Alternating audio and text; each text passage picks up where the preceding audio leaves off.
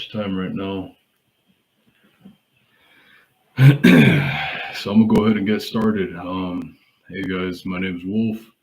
I hope the audio is coming through pretty good and everything. This is my very first live stream. Hopefully, we can get some people in here. Um, if you end up joining the chat and everything, please share the link with anybody you think might be interested. This is Niner Gang Wolfcast, and again, my name's Wolf. We're just going to go over, we've gone through 1 week of training camp for the 49ers, and we're hearing some good things and some not so good things. But overall, I think it's pretty positive, if I'm being honest. One thing being the defense is going really hard, it sounds like, and even starting fights and stuff like that. But it sounds like the secondary is much of what everybody predicted, that Mosley and Charvarius Ward currently are holding it down pretty good. And I don't hear any negative things too much about Tolanoa Hufanga holding down his spot as a new starting safety. So that's really promising so far. That maybe I've heard during the whole training camp, maybe one negative thing, maybe two, that Hufanga has had occurrences with during the first week of training camp. So for a whole week, honestly, that's, like I said, is pretty promising. If he's dropping the ball and dropping his coverage and stuff like that, then you start to worry, because who are those next guys that are going to step up? From what I hear right now, Tarvarius Moore is doing pretty okay with the second and third stringers with George Odom behind him. But for Hofanga to be showing what he's showing right now is pretty awesome, because this is training camp. So when we get to the games and we get some more practices under his belt and he gets more acclimated, I'm pretty ecstatic to hear and see what goes on there. And hopefully my camera can focus back in right now. But yeah, so that's really awesome. D-line, of course, much of what everybody expected to be a force to be reckoned with. Linebackers, of course, were stacked. Nickelback. Now, what can I say about Nickelback is it's been holding up pretty solid, like the whole defense as a whole. But do we have a set starter and just really solid play from there? I would imagine we're just kind of, how could you say, like just rotating guys, and they're all performing pretty well to their average play, just to be solid as a defense. But am I hearing anything that's putting us over the top as far as that position? No, I don't think so as of right now. But Kwan Williams, he was pretty much a set guy there for the past few years. So for somebody new to step in and kind of make a name for themselves, that has yet to be seen. But man, just the defense in general is looking really solid, and man, everybody's raving about it right now, so that's really cool. But really, man, really want to see Trey Lance, and there's a lot of good things coming out of there too, as far as good flashes and everything. I know the offense as a whole was having their struggles, but Trey Lance, with as great of a defense as he's playing against right now, he's showing flashes. And I've been really confident with what I saw last year anyways. If I'm being honest, like, I love Jimmy Garoppolo and everything. Like, I got a lot of love and respect for that guy. But man, it was super frustrating as a hardcore fan to watch what he was doing on the field, and knowing that our team could have gone further if we had somebody that wasn't holding us back so much. And other people will have other opinions, but that's my honest opinion, and that's coming from somebody who's a Jimmy supporter. I've got a lot of love for that guy, and in a perfect world, maybe we could keep him and Trey Lance, if there was no emotional strings tied to all that, and financial strings and all that type of stuff. It'd be really cool to have them both, I think, but that's not the case. So I was really frustrated last season and kind of wanted Trey Lance to just jump in there already, especially with Jimmy G's thumb and shoulder and all that type of stuff too. So that didn't help the case, I'm sure. You know, who knows what would have happened in that NFC Championship if Garoppolo was 100%. Now, how much did it hinder his ability as well? I don't know. He still seemed pretty normal to his typical play, especially in the playoffs. He's, for whatever reason, he's not a wow factor when it comes to the playoffs. I've seen way better showouts from him during the regular season. So I hope you guys feel the same way, but if not, then comment what you think. I want to get as many people going in the discussion here as we can, little by little. This is my first stream that I'm officially putting up as a live stream. So one thing that I did want to talk about as well is with Trey Lance and just the offense as a whole, kind of having their struggles to start out with the beginning of camp before the pads came on and stuff like that. Seems like once the pads came on, most of the units started doing better on offense, like offensive line and stuff like that. They're getting completely blown past them every single play before pads came on, and now it's kind of starting to even out just a little bit more. So that's good to hear. Definitely that people are holding it down, and it's we're still having our issues there. The offensive line is like, as a whole, McGlinchey, you got Trent Williams. They're holding down their sides pretty much, but everything in between is like one play, one guy will mess up, and another play, maybe two other guys will mess up, or vice versa. Is just mix and match. So hopefully with the reps and everything, we're going to hear some better news out of that. And but what I want to see from Trey Lance is I hope that he's continuing to keep his confidence, that he's not letting the defense get him down. And I'm pretty sure he's a confident guy. I don't think he's much of a soft-hearted kind of guy as far as getting down on himself. So that's what I want to see out of him. I hope he keeps his confidence and doesn't let this get to him as far as beating down his morale and stuff like that. But Brandon Ayuk is something that's a good example of that. A lot of reports coming out of camp were that Brandon Ayuk was basically a non-factor in the first few days. So seems like in the past 2 or 3 days, Ayuk has kind of broken onto the scene, exploded onto the scene in a way. He's making big plays. Trey Lance is throwing in really tight windows, so that's another great thing to hear. And Ayuk is making really badass contested catches, but again, it helps that Trey Lance is putting it where it needs to be as far as ball placement when he throws it, even between two defenders and whatnot. So that's really, really cool.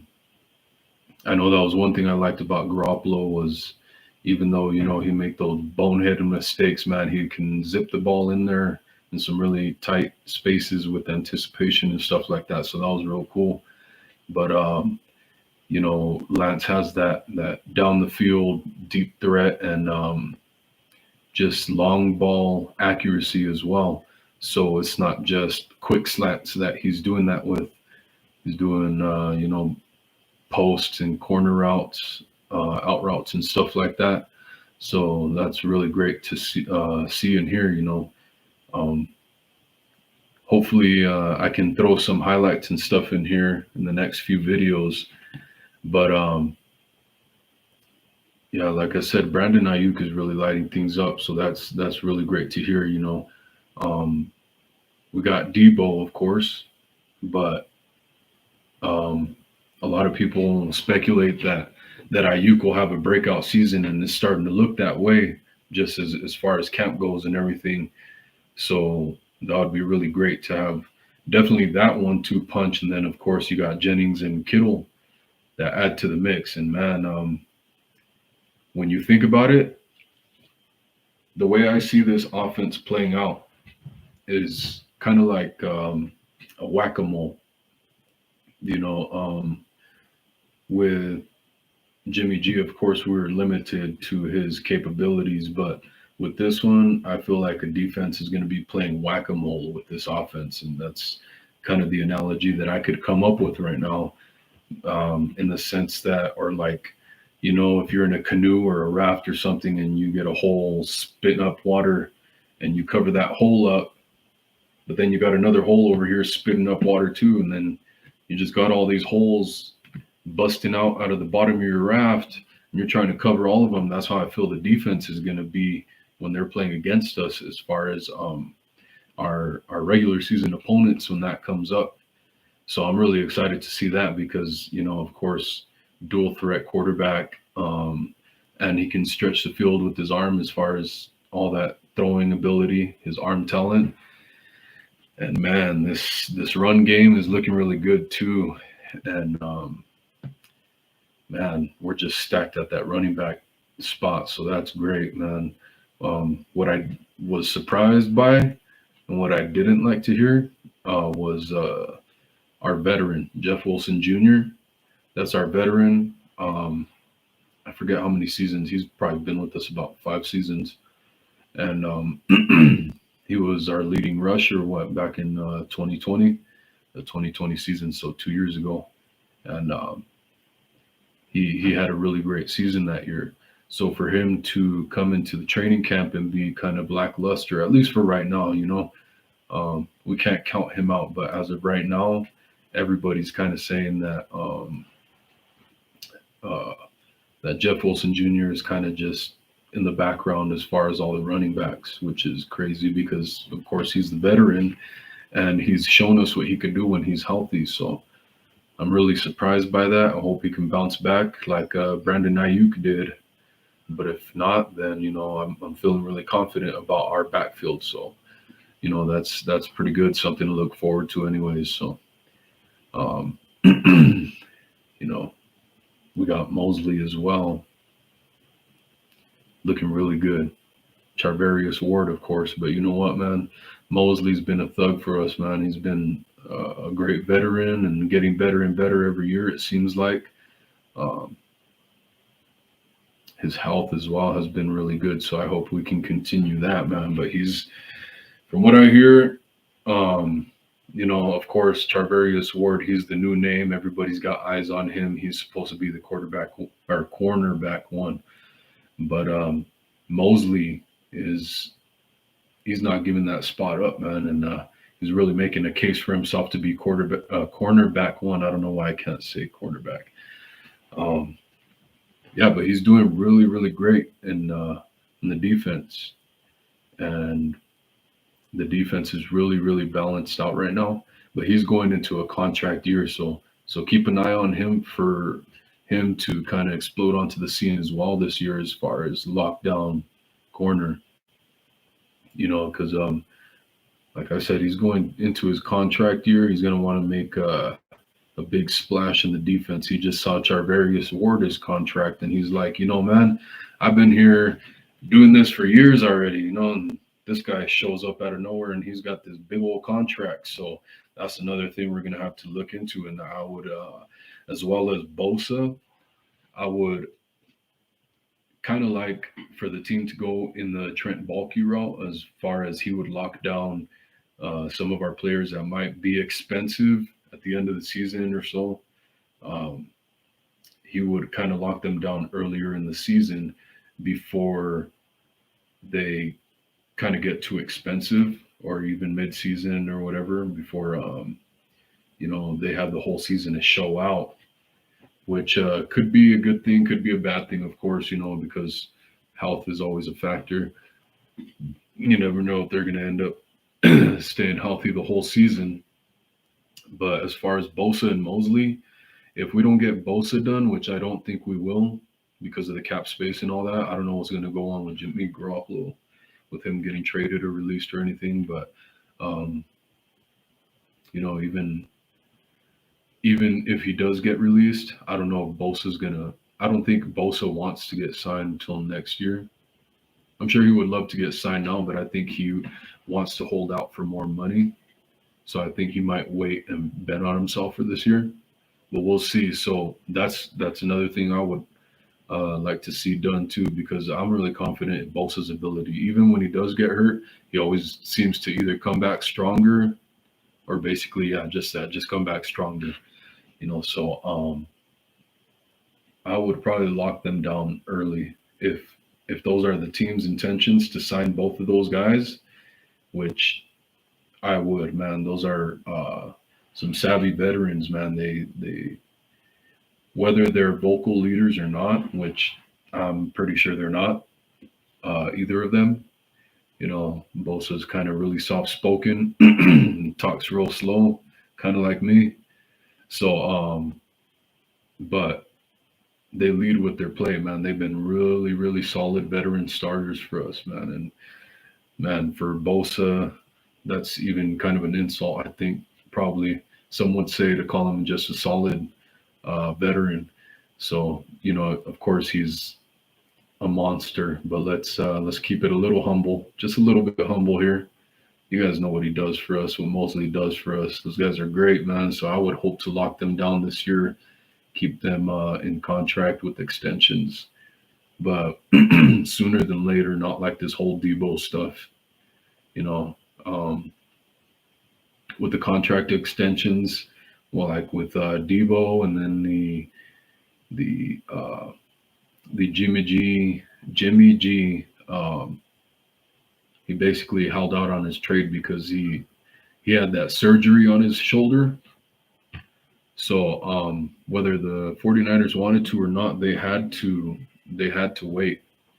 But they've seen what can happen when you wait. Even if they weren't forced to wait, um, if they ended up waiting like this, how they did, um, they see what can happen as far as like Debo and the wide receiver market exploding.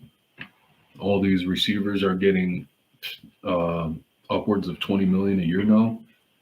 So we kind of want to be careful with that. I mean, we all know that Bosa, man, he's probably going to want to be the highest non-paid quarterback in the league anyway. So that's kind of scary. As far as cap space goes, that's probably going to be really rough. I don't even know what kind of figure. Oof, I don't even want to speculate on that yet. But of course, we've had those couple fights with Ayuk and Fred Warner, so that was crazy. But at least we had something to talk about, and it's kind of funny. You saw them. I'm sure everybody saw them. There's a clip of them today coming out in the locker room, and they're fighting. They're getting crazy on the field, the practice field. But when they're in the locker room, they're chilling together. They're hanging out. They're bros. That's the way it goes. That's the way guys are too. For the most part. So I wouldn't really blow it out of proportion if I'm any 49er fan. That's what happens, man. You get rough and rugged. Boxing, you have sparring matches. Even when you fight in real fights, you fight a pal or something, somebody you've trained with or whatever. You guys have a friendship. You guys have the meanest of intentions at the weigh-ins. You guys have the meanest of intentions in the fight. But as soon as that bell rings, where the fight's over and the winner is announced, or even before the winner is announced, usually after all that animosity and everything, you'd be surprised to see the two fighters hugging it out and having a lot of respect for each other. And that's kind of how football is too, and that's kind of how guys are in general. I think is you got to kind of bring that beast out of each other and everything. You got to bring the best out of yourself and compete like a warrior. But at the end of the day, we can still have that respect and love for each other. So I wouldn't blow that out of the proportion. But what I did like is that because from the hit that Fred Warner laid on Marcus Johnson, one of the receivers, from what I heard, I didn't get to see the hit, but it looked like Marcus Johnson just ran into a brick wall, and that's kind of rough to see. What was his name? Thomas, I think Thomas from the Saints. The running back, he cracked him and he fell asleep before he even hit the ground. That's kind of plays I think about like that, or when Patrick Willis laid a hit on who was it? Not Julio Jones. I don't think it was Julio Jones, but Patrick Willis laid a hit on him and he knocked him out too. So you want to be careful, man. This is training camp. We're already hearing about bad injuries all over the league and even with our own team. So we don't want our own teammates and our own players, inflicting that kind of damage and depth damage on our own team. So that's not good to see. And I'm glad that Ayuk was able to stand up for the offense and run out there and kind of help put Fred in his place. But they're probably going to continue that competition, that level of competition, whether it gets violent or not. So, but at the end of the day, it's probably going to be all love and respect, man. They're on the same team. So, another thing was that, of course, JG was on the practice field. He's been on the practice field throwing around and stuff like that. He's still wearing 49ers shirts, which is crazy to hear and see. For whatever reason, I don't know why he's doing that. That's interesting. But I did also hear that that him and Trey Lance are no longer following each other on Instagram, which is crazy because you hear all this talk from them, and that's one thing I don't like is when the players bullshit us like that. But if Trey Lance was bullshitting us, talking about that him and Jimmy Garoppolo are friends for life, butt buddies, I don't know what's going on with that then, or maybe they just kind of had a falling out recently. Who knows? But that's interesting, very interesting. If they really did unfollow each other. But Jimmy Garoppolo's back there throwing. Didn't seem like he was doing anything too crazy or trying to. I don't think he wants to try to yet. Which I don't know how his shoulder feels, but I know I wouldn't. Of course, you want to warm up and kind of just feel it day by day. But yeah, he's doing that. And as if he ends up leaving the team, if he ends up getting traded or even released, I wish him the best of success. And I hope that one of the things I want to see from him is when I see him compete on another team, I want to see him be able to be with a coach that's going to let the reins off of him. And Kyle Shanahan is known to be a control freak. RG3 said it in an interview how Kyle Shanahan just wants to have a hand in every single little part of the offense, every single little part of what you're going to do, like a Madden controller, So, like I said, RG3 says that Kyle Shanahan is a control freak. I think everybody pretty much knows that. So I want to see what Jimmy G wants. It might end up being real funny and a lot of interceptions, but I just want to see what he can do in another offense. That'd be interesting. In another offense where somebody kind of lets him do what he wants to do a little more. And maybe he'll start rolling out again like he did in that first 2017 season, man, because I don't know where that went. He used to roll out and throw some dimes, man. Some beautiful passes on the run to the left, to the right. It didn't matter. And I thought that's what we were going to get in the playoff game against the Packers when I saw him start rolling out of that pocket to the right.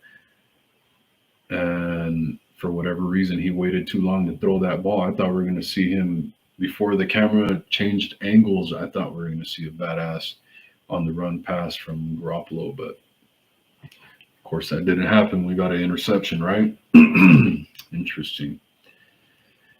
That's one thing I won't miss about Garoppolo is his boneheaded plays. But from Lance, what I want to see is because one thing Jimmy Garoppolo did do really good that I liked was he led a lot of long drives. A lot of first drives of the game, last drives of the game, um, probably scripted plays and all that, whatever. But at the end of the day, they were all long drives, and uh, I don't know if it's just a strength of his taking what the defense gives him underneath. And this is what it seems like, though, and I hope that Lance could do that same thing because we know he can do the big explosive plays. He's an X factor as far as being a dual threat and everything. But I want to see him be able to put those long drives together, kind of articulate those and 2 minute drives if we have to. I don't want to be in too many 2 minute drive situations. If any, I just want to blow teams out, right? That'd be really great to see. And honestly, with the way the defense is playing and what I know this offense can do as long as everybody stays healthy, um, man, I think we definitely got the potential to blow a lot of teams out. So that's really, really exciting to be looking forward to this season, of course. But as far as Kyle Shanahan being a control freak, that's another thing I want to see from Trey Lance. I want to see, can he kind of take that away from Kyle Shanahan and kind of, in a way, stick the middle finger up to him and say, "Hey, man, I'm going to do what I got to do to make a play. I know you said the read goes over here. You want me to throw it over here after so many drop steps or whatever, but I would like him. I would like for him to kind of just do his own thing and be natural with it as well, as long as it results in positive play. But man, if he could do that and kind of frustrate Kyle, but make a good thing at the end of it, that'd be cool." But yeah, man, we got those injuries. We got Jordan Matthews, man. That was tough. That was a tough one to hear because everything from camp was that he was doing really good, especially as a tight end number two, uh, as a receiving, even as a blocking tight end. That he was doing probably better than Duali when it comes to the blocking portion of it. And as a wide receiver, he was doing really great. Well, as a tight end, a receiving tight end, he was doing really great. And he goes down with the ACL injury. So, yeah, that's messed up, man. I was pumped up because I know we've been seeing him in the past couple training camps working out as a wide receiver, as a tight end, stuff like that. So I wanted to see what he could do, but man, that's tough. You know, I hope he has a really good rehab. Maybe we'll give him another chance next year. Who knows? Um, when it comes to stuff like the Jalen Hurd stuff, as far as injury and not getting another chance, it's probably going to go that way. But who knows? You guys might. I mean, they might as well. I just hope he can stay healthy the next time and he just has a really good rehab and comes back stronger like Bosa did. Maybe he needs to go see Bosa's people and get some advice. But yeah, man, best of luck, best of wishes to him. But let's see if I can pop this up real quick. I don't know if I have enough time. I was going to do a record prediction for the 2022 season. 2022 season as far as win record, but I think I might hold that off till tomorrow. I know it's late, but I gotta head off to work in a bit. I'm a night owl. I work all night. But for whoever watches this video, I appreciate you. Please share it and continue to tune in. Please subscribe and like the video, guys. Please. The more people we can get in here and add to the discussion is going to add more interesting. I know it gets kind of boring to just listen to me sometimes, especially since the way I talk. But yeah, guys, I appreciate you guys. This is Niner Gang Wolf Cast, and this is Wolf signing out on the 49ers Niner Gang Wolfcast podcast. Thank you.